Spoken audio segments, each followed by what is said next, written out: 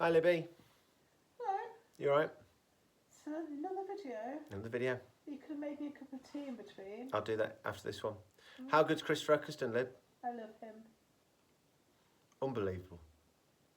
I mean, I think he's the Doctor I forget, alongside I just don't remember Capaldi. being that as good as he was. But we didn't know, and this is the thing. I think Eccleston is the most unique of all the Doctors, and I just don't think there's any other. You're so full of hyperbole. But he is. All the other Doctors, Hartnell's fairly unique, but even then, because Capaldi. Yeah, I know, all right. But I just don't think anybody else has done this role the way that Christopher Eccleston does this role. And at the time, it was a little bit alienating to a certain extent, and we had to sort of like just get dragged along with it, but it certainly wasn't like what we expected. And watching it again now, what it was visionary, wasn't it? Because we were rooted at this point in 26 years of this television programme that went from Hartnell to McCoy, and that was our Doctors. And then we had McGann, and then McGann came, and did it work, did it not work? You could never really tell. There were the books, there were the novels tried to push it in weird new directions. Sometimes it stuck, sometimes it didn't. And then Eccy came along, and it was just so weird, but at the same time, so doctory, and it's just phenomenal to see it again. And a lot of the difference, obviously you put down to Eccleston's performance. I mean, there's no debating that, but it kind of is given, whether it's the push or it's the resonance from the whole Time War thing. Now, the Time War at this point, you've got to bear in mind, we didn't really know. We didn't really understand what that was all about.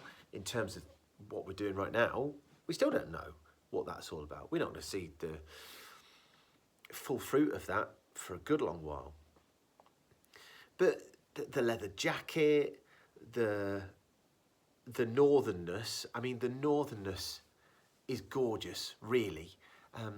The most out there we got in terms of the Doctor's accent was McCoy, really. And I mean, I think as a kid, I didn't recognise he was Scottish. And it was never made reference to, was it? It was never a reference to sort of where the Doctor sounded like they were from.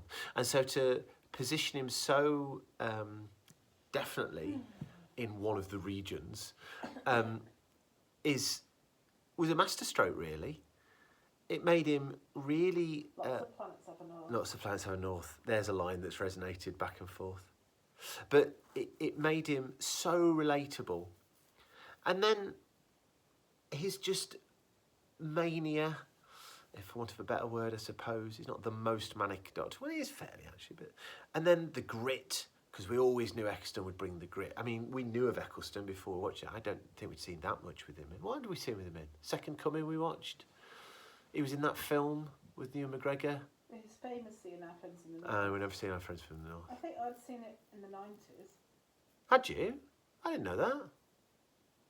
Some of it, yeah. All right, there you go. But yeah. But here's the thing, and this is what I want to say in the video. There is a part of me that wishes we had more Eccleston. Another series of Eccleston. Another series of Eccleston would have been class. There's stories in the next season that's coming up that his Doctor would have sit really, really well with, and whatever. I feel like you really should make me a cup of tea first. I'm just saying. But for Doctor Who to have become the thing that it became, he needed to regenerate right now. There's just no... He needed to regenerate right then. And it's painful to say it because, and obviously that's not why Eccleston left, and Eccleston was going to leave anyway, and I wish that whatever happened didn't happen. I still don't really know what happened. Maybe we'll find out one day. But we knew Eccleston was going 2 days after Rose aired, a day after Rose aired. Like, this whole series was like, almost had it hanging over it, like a harbinger. There's a word that's going to crop up again. Then this new kid on the block, David Tennant, got as the Doctor. But then the excitement rose because... Rose? Oh, no pun intended. Because the regeneration is good, isn't it? much as you don't want your doctor to go, you're always looking forward to the next one, aren't you? I remember Exton being interviewed by Joe Wiley when he knew he was going, and Joe Wiley said, I was listening to this in Workshop Library around the corridor where we used to put jackets on books, and she said, how long are you do it for? You know, are you looking to cement your legacy or something like that? And he said, I've already done something with legacy. He said something like that. He knew, obviously he knew he was going, then he filmed the scene. But a regeneration is thrilling. And it was just the thing to send the popularity of Doctor Who to the next level. Because you've got Daleks and you've got TARDISes, but a good regeneration, oh my gosh. So, in our now traditional ode to the Doctor, thank you, Christopher Eccleston.